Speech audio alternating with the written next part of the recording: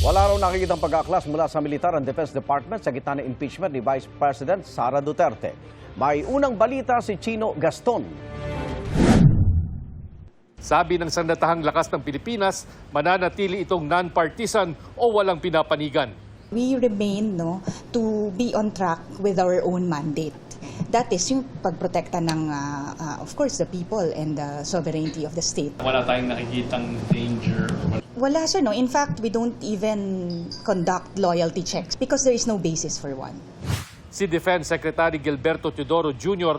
wala ring nakikitang banta mula sa hanay ng militar. Wala kami na monitor at yun lang naman ang tinututukan. How about Sir retired? Wala na kaming jurisdiction sa kanila at wala naman silang impluensya sa ating kasundaluhan. Libre sila bilang normal citizens maghayag.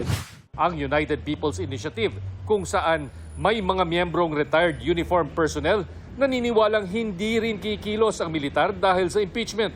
Yung ating Armed Forces of the Philippines has been exceedingly professional to a fault. No? Kasi nananahimik lang nanunood lang. So doon sa mga panahon na inaasahan mo na dapat meron ng naging action, walang action. Naging para silang mga fence-sitters na ganon. No? Ngayon, kung pag-uusapan natin na magkakagulo ba pagka na-impeach si Vice President Sara, I don't think meron pong issue doon. Ilan sa mga miyembro ng militar na iniuugnay sa Vice Presidente ang mga dating miyembro ng Vice Presidential Security Protection Group o VPSPG. May mga dating miyembro at kasalukuyang miyembro nito na nahaharap sa asunto dahil sa gulo noong November 2024 habang inililipat ng ospital ang nooy Chief of Staff ng Vice na si Attorney Zulaika Lopez.